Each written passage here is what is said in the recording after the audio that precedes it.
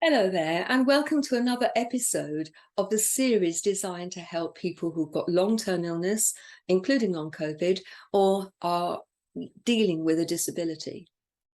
You know, one of the big problems I know from myself, and I also know from the many people that I've helped, is that sense of isolation. Interestingly, isolation and loneliness don't mean that there aren't people around. Sometimes it's easy to feel the most lonely and isolated when there are lots of people around you and perhaps you can't join in.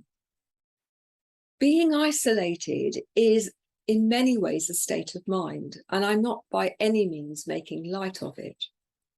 You are the one who's dealing with your illness and your disability, and it's easy to think that you're the only person who is affected by that, when in reality all of the people who care about you and who perhaps work with you are going to be engaged in your illness or disability to some extent or other.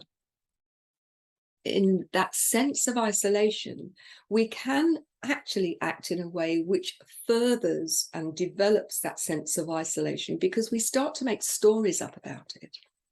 It's all too easy if you're on the peripheral of things, and if you're in a wheelchair, the chances are that you've been stuck at the end of a table and the conversation that you really want to be part of is at the other end. Or you're down low and everybody's standing up and they are speaking and you can't quite hear them, and then they start to drift away and they leave you behind. And that's particularly difficult if you're in a manual chair and you can't self-propel.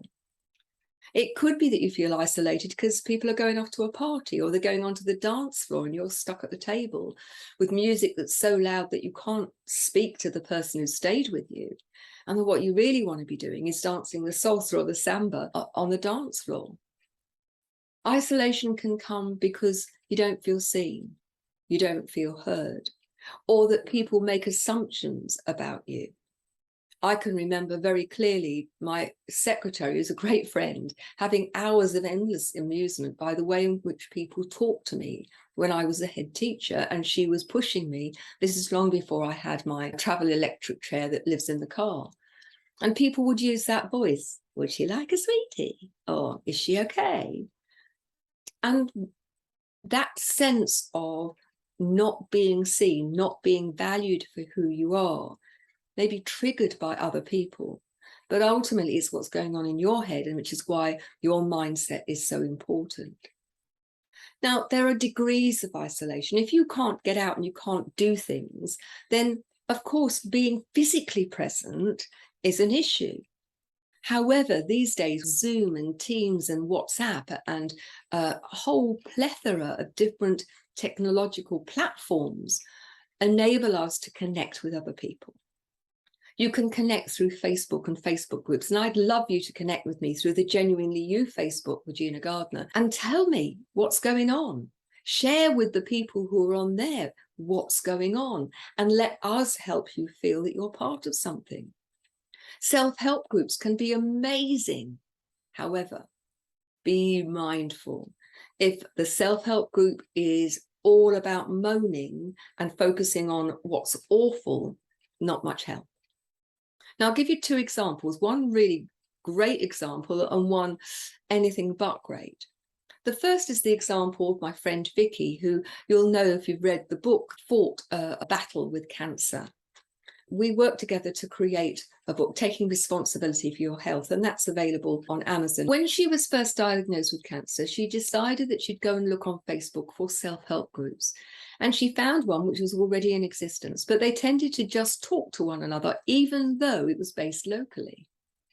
So she contacted the group, she put a comment and said, I wonder if you'd like to meet for coffee. Anybody who's feeling fit enough where perhaps we could meet. She chose a venue that was very accessible, good parking, so people didn't have to walk so far. I think about 10 people turned up.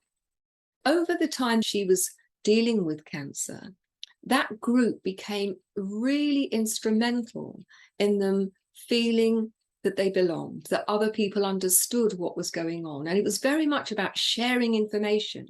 It was anything but a moaning opportunity. They laughed. They arranged to run a race for charity, a 24-hour race where they took it in turns to run relays. They set up a choir. They did all sorts of things. to support one another, to help all of them feel as if they belonged and that they were no longer isolated. You can do the same. If one doesn't exist, well, start it. It doesn't cost you anything. It doesn't cost a great deal of effort, because you can do it as and when you're well enough to do that. My experience of a self-help group was when I was first diagnosed with celiac disease.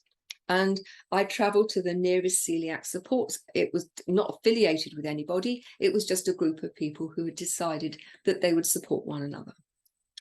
I spent an hour and a half listening to people share their bowel habits and all of the times that they'd ingested gluten without realising it, or intentionally because they really wanted a piece of cake.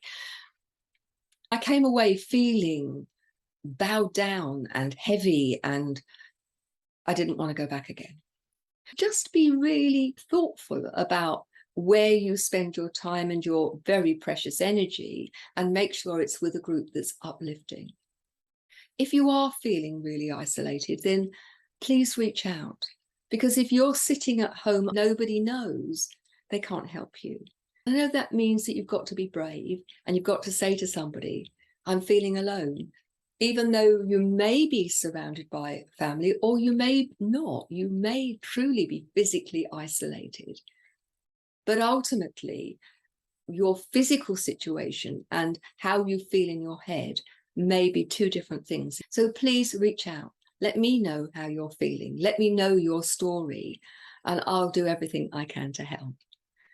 My name's Gina Gardner, and you can contact me through Gina, Gina, at genuinely-you. And you can see the spelling for genuinely you, just put a little dash in between .com. So Gina at genuinely-you.com.